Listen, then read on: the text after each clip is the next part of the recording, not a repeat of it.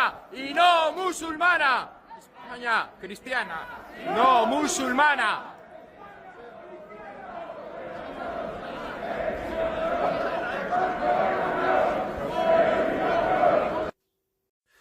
El artículo 16 de la Constitución española garantiza la libertad religiosa. Es decir, España no es cristiana, España es un estado confesional y cada ciudadano elegirá si creer o no creer, pero no lo que vosotros queréis exigir. Eso es lo primero.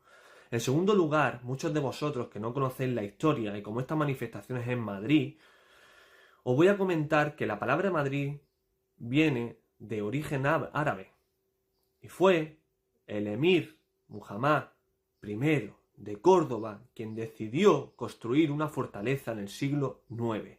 Y a esa fortaleza se le puso el nombre de Mairit. A lo largo del tiempo, por el cambio lingüístico, se puso Madrid, pero su origen es árabe, para que os vayáis informando de la historia de nuestro país.